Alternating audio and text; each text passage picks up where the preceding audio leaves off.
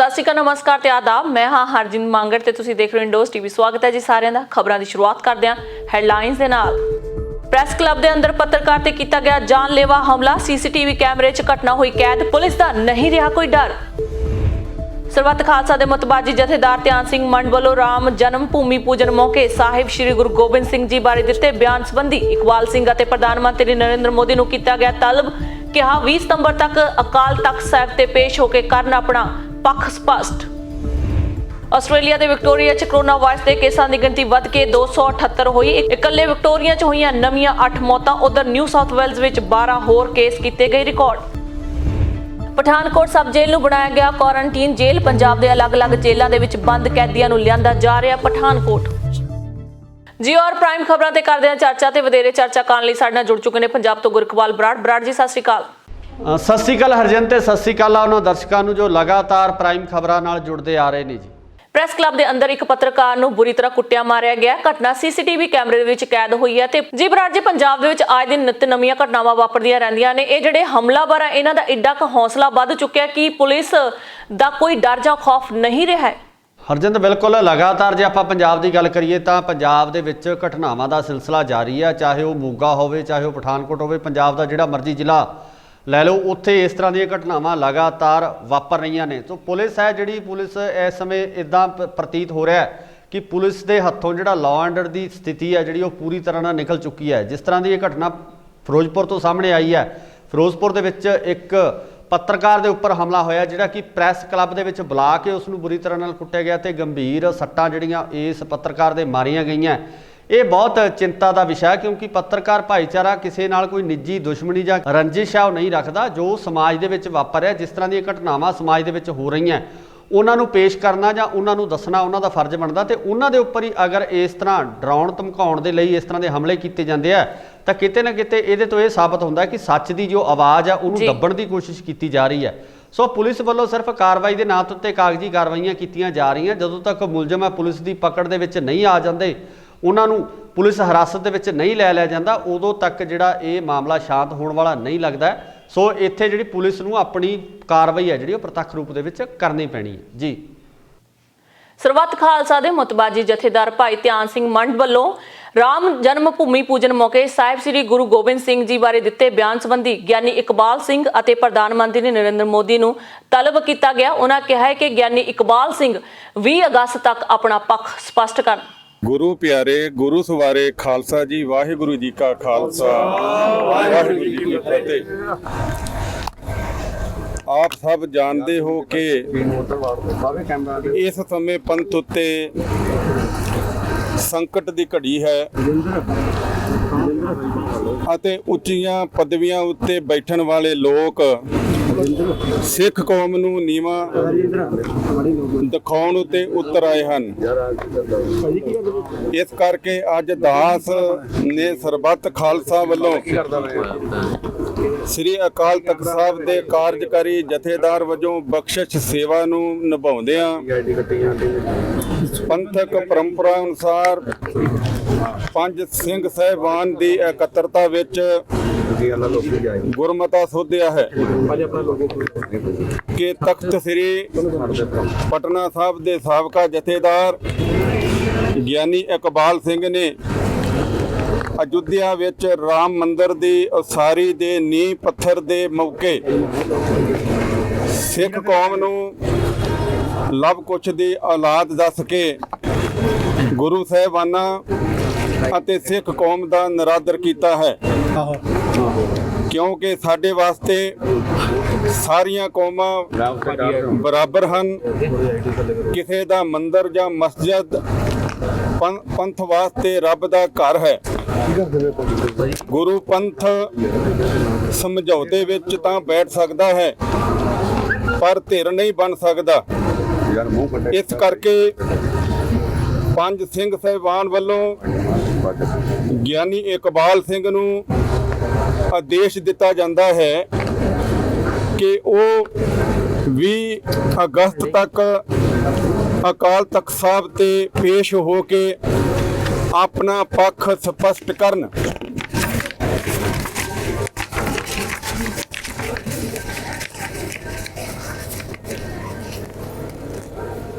ਭਾਰਤ ਦੇ ਪ੍ਰਧਾਨ ਮੰਤਰੀ ਨਰਿੰਦਰ ਮੋਦੀ ਨੂੰ ਵੀ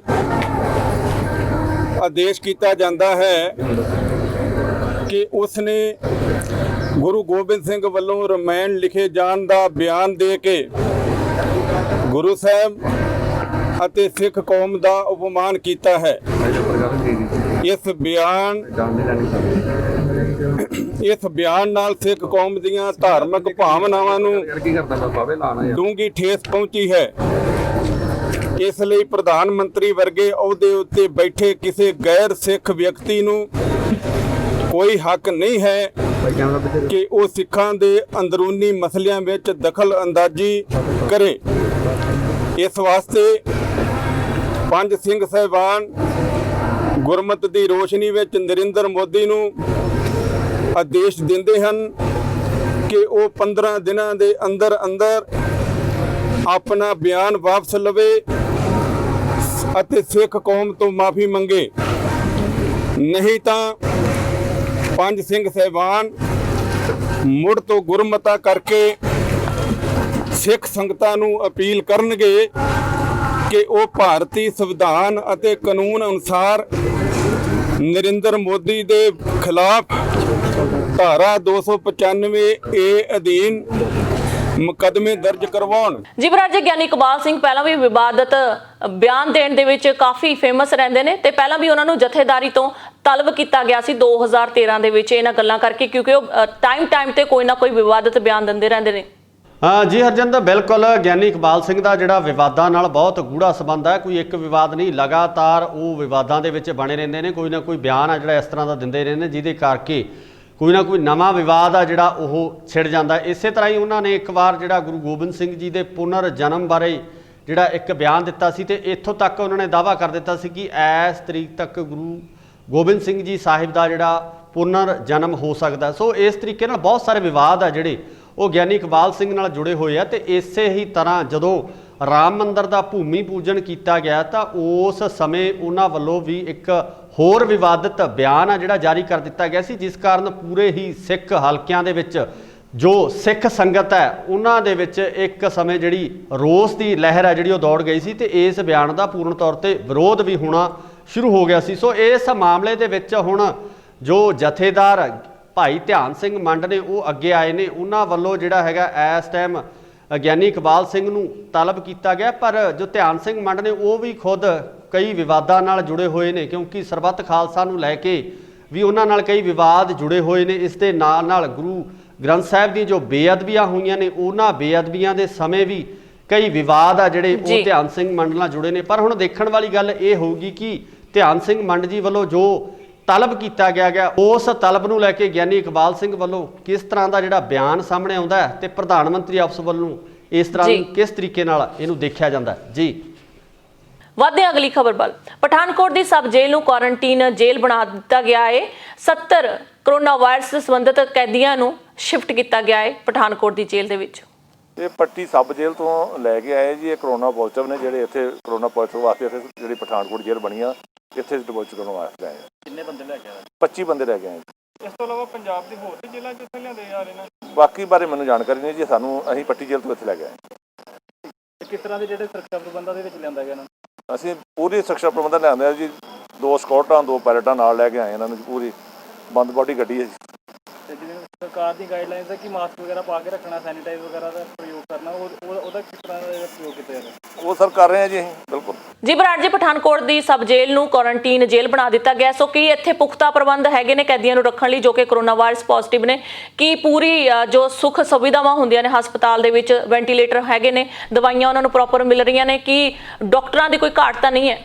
ਜੀ ਹਰਜਿੰਦ, ਬਿਲਕੁਲ ਜਿਸ ਤਰੀਕੇ ਨਾਲ ਕਰੋਨਾ ਵਾਇਰਸ ਦੀ ਮਹਾਮਾਰੀ ਲਗਾਤਾਰ ਪੰਜਾਬ ਦੇ ਵਿੱਚ ਪੈਰ ਪਸਾਰਦੀ ਜਾ ਰਹੀ ਹੈ, ਉਸੇ ਹਿਸਾਬ ਨਾਲ ਜੇਲ੍ਹਾਂ ਦੇ ਵਿੱਚ ਜਿਹੜੇ ਕੈਦੀ ਨੇ ਉਹ ਵੀ ਇਸ ਬਿਮਾਰੀ ਦੀ ਪਕੜ ਦੇ ਵਿੱਚ ਆ ਰਹੇ ਨੇ, ਜਿਸ ਕਾਰਨ ਸਾਰੇ ਕੈਦੀਆਂ ਦੇ ਵਿੱਚ ਇਸ ਤਰ੍ਹਾਂ ਦੀ ਬਿਮਾਰੀ ਫੈਲਣ ਦੇ ਡਰ ਨੂੰ ਲੈ ਕੇ ਸਰਕਾਰ ਵੱਲੋਂ ਇਹ ਫੈਸਲਾ ਲਿਆ ਗਿਆ ਕਿ ਇੱਕ ਜੇਲ੍ਹ ਨੂੰ ਜਿਹੜਾ ਹੈਗਾ ਕੁਆਰੰਟਾਈਨ ਜਿਹੜੀ ਜੇਲ੍ਹ ਆ ਉਹ ਬਣਾ ਦਿੱਤਾ ਜਾਵੇ, ਜਿਸ ਸੰਬੰਧੀ ਪਠਾਨਕੋਟ ਦੀ ਇਸ ਜੇਲ੍ਹ ਨੂੰ ਚੁਣਿਆ ਗਿਆ ਤੇ ਇੱਥੇ ਕੈਦੀਆਂ ਨੂੰ ਸ਼ਿਫਟ ਕਰਨਾ ਜਿਹੜਾ ਸ਼ੁਰੂ ਵੀ ਕਰ ਦਿੱਤਾ ਗਿਆ। ਇਸ ਦੇ ਨਾਲ ਜਿਸ ਤਰੀਕੇ ਨਾਲ ਤੁਸੀਂ ਸਹੂਲਤਾਂ ਦੀ ਗੱਲ ਕੀਤੀ ਹੈ ਤਾਂ ਉਹ ਵੀ ਬਹੁਤ ਮਹੱਤਵਪੂਰਨ ਗੱਲ ਹੈ, ਕਿਉਂਕਿ ਅਗਰ ਇਹਨਾਂ ਕੈਦੀਆਂ ਨੂੰ ਪ੍ਰੋਪਰ ਟਰੀਟਮੈਂਟ, ਡਾਕਟਰੀ ਸਹੂਲਤਾਂ ਦੇ ਨਾਲ ਜਿਹੜੇ ਵੈਂਟੀਲੇਟਰ ਤੇ ਹੋਰ ਸੁਵਿਧਾਵਾਂ ਨਹੀਂ ਦਿੱਤੀਆਂ ਜਾਂਦੀਆਂ ਤਾਂ ਇੱਕ ਵੱਡੀ ਸਮੱਸਿਆ ਜਿਹੜੀ ਖੜੀ ਹੋ ਸਕਦੀ ਹੈ। ਸੋ ਇਸ ਸੰਬੰਧੀ ਸਰਕਾਰ ਨੇ ਬਿਲਕੁਲ ਪੁਖਤਾ ਪ੍ਰਬੰਧ ਕੀਤੇ ਹੋਏ ਨੇ ਤੇ ਇਸ ਜੇਲ੍ਹ ਨੂੰ ਜਿਹੜਾ ਇੱਕ ਹਸਪੀਟਲ ਜਾਂ ਇੱਕ ਇਲਾਜ ਵਾਸਤੇ ਜਿਹੜਾ ਵਰਤਿਆ ਜਾਵੇਗਾ। ਜੀ ਆਸਟ੍ਰੇਲੀਆ ਦੇ ਵਿਕਟੋਰੀਆ ਦੇ ਵਿੱਚ ਕਰੋਨਾ ਵਾਇਰਸ ਦੇ ਕੇਸਾਂ ਦੀ ਗਿਣਤੀ ਵੱਧ ਕੇ 278 ਹੋਈ ਹੈ। ਕੱਲੇ ਵਿਕਟੋਰੀਆ ਦੇ ਵਿੱਚ ਨਵੀਆਂ 8 ਮੌਤਾਂ ਹੋ ਚੁੱਕੀਆਂ ਨੇ ਤੇ ਉਧਰ ਨਿਊ ਸਾਊਥ ਵੇਲਜ਼ ਦੇ ਵਿੱਚ ਵੀ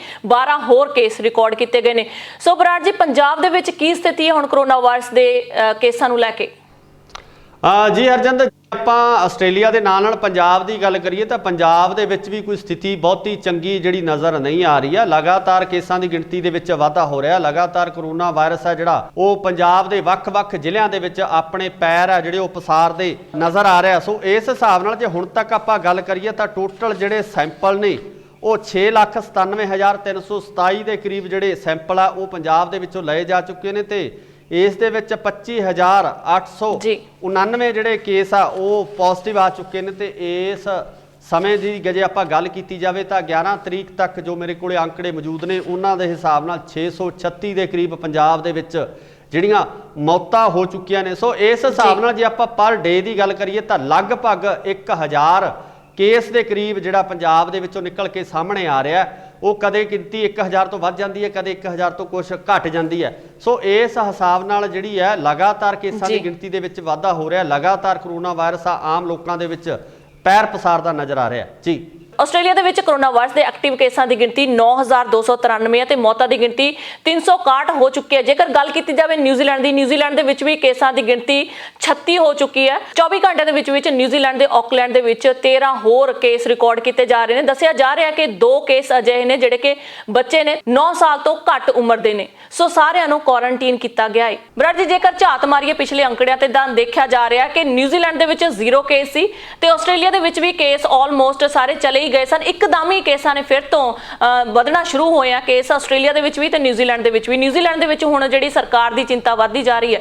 ਜੀ ਹਰਜਿੰਦ, ਬਿਲਕੁਲ ਜਿਸ ਤਰ੍ਹਾਂ ਤੁਸੀਂ ਗੱਲ ਕੀਤੀ ਹੈ ਕਿ ਨਿਊਜ਼ੀਲੈਂਡ ਨੇ ਇੱਕ ਵਾਰੀ ਐਲਾਨ ਕਰ ਦਿੱਤਾ ਗਿਆ ਸੀਗਾ ਕਿ ਨਿਊਜ਼ੀਲੈਂਡ ਜਿਹੜਾ ਕਰੋਨਾ ਵਾਇਰਸ ਤੋਂ ਮੁਕਤ ਹੋ ਚੁੱਕਿਆ, ਪਰ ਹੁਣ ਇਹ ਨਵੇਂ ਕੇਸਾਂ ਨਾਲ ਜ਼ਰੂਰ ਸਰਕਾਰ ਦੀਆਂ ਚਿੰਤਾਵਾਂ ਵੱਧ ਗਈਆਂ ਹੋਣਗੀਆਂ। ਇਹ ਵਾਇਰਸ ਹੈ ਜਿਹੜਾ ਇੱਕ ਇਨਸਾਨ ਤੋਂ ਦੂਜੇ ਇਨਸਾਨ ਤੱਕ ਜਿਹੜਾ ਬਹੁਤ ਆਸਾਨੀ ਨਾਲ ਜਿਹੜਾ ਫੈਲ ਜਾਂਦਾ, ਬਹੁਤ ਆਸਾਨੀ ਨਾਲ ਪਹੁੰਚ ਕਰਕੇ ਜਿਹੜੀ ਆਪਣੀਆਂ ਜੜ੍ਹਾਂ ਉਸ ਦੂਜੇ ਇਨਸਾਨ ਦੇ ਵਿੱਚ ਜਿਹੜੀਆਂ ਪੈਦਾ ਕਰ ਦਿੰਦਾ, ਜਿਸ ਕਾਰਨ ਇਹ ਅੱਗੇ ਦੀ ਅੱਗੇ ਜਿਹੜਾ ਵਾਧਾ ਇਹਦਾ ਜਾਰੀ ਰਹਿੰਦਾ ਹੈ। ਸੋ ਇਸ ਸਮੇਂ ਜਿਸ ਤਰੀਕੇ ਨਾਲ ਨਵੇਂ ਕੇਸ ਨਿਕਲ ਕੇ ਸਾਹਮਣੇ ਆਏ ਆ, ਉਹਨਾਂ ਕੇਸਾਂ ਨੂੰ ਪ੍ਰੋਟੈਕਟ ਕਰਨਾ ਉਹ ਇਹ ਲਾਗ ਹੈ ਜਿਹੜੀ ਉਹਨਾਂ ਨੂੰ ਕਿੱਥੋਂ ਲੱਗੀ ਹੈ, ਇਸ ਸੰਬੰਧੀ ਇਨਵੈਸਟੀਗੇਸ਼ਨ ਜਿਹੜੀਆਂ ਬਹੁਤ ਵੱਡੀਆਂ ਸਮੱਸਿਆਵਾਂ ਇੱਕ ਸਮੇਂ ਸਰਕਾਰ ਦੇ ਸਾਹਮਣੇ ਖੜੀਆਂ ਹੋ ਜਾਂਦੀਆਂ ਨੇ। ਪਰ ਜਿਸ ਤਰੀਕੇ ਨਾਲ ਨਿਊਜ਼ੀਲੈਂਡ ਨੇ ਪਹਿਲਾਂ ਵੀ ਕੇਸਾਂ ਦੇ ਉੱਪਰ ਕਾਬੂ ਪਾਇਆ, ਉਮੀਦ ਕਰਦੇ ਆ ਕਿ ਹੁਣ ਵੀ ਜਿਹੜੇ ਨਵੇਂ ਕੇਸ ਨਿਕਲ ਕੇ ਸਾਹਮਣੇ ਆਏ ਆ ਇਹਨਾਂ ਦੀ ਜਾਂਚ ਪੜਤਾਲ ਤੋਂ ਬਾਅਦ ਹੋਰਨਾਂ ਵਿਅਕਤੀਆਂ ਨੂੰ ਵੀ ਕੁਆਰੰਟਾਈਨ ਕੀਤਾ ਜਾਵੇਗਾ ਤੇ ਜਲਦੀ ਹੀ ਨਿਊਜ਼ੀਲੈਂਡ ਆ ਇਸ ਬਿਮਾਰੀ ਦੇ ਉੱਪਰ ਕਾਬੂ ਪਾ ਲਵੇਗਾ। ਜੀ ਬਰਾੜ ਜੀ, ਜੇਕਰ ਗੱਲ ਕੀਤੀ ਜਾਵੇ ਪੂਰੇ ਦੇਸ਼ਾਂ ਦੀ, ਮੁਲਕਾਂ ਦੀ, ਤਾਂ ਇਸ ਸਮੇਂ ਜਿਹੜੀ ਸਭ ਤੋਂ ਵੱਡੀ ਲੜਾਈ ਸਾਡੀ ਲੱਗੀ ਹੋਈ ਹੈ ਕਰੋਨਾ ਵਾਇਰਸ ਨੂੰ ਜਿੱਤਣ ਦੀ ਹੈ।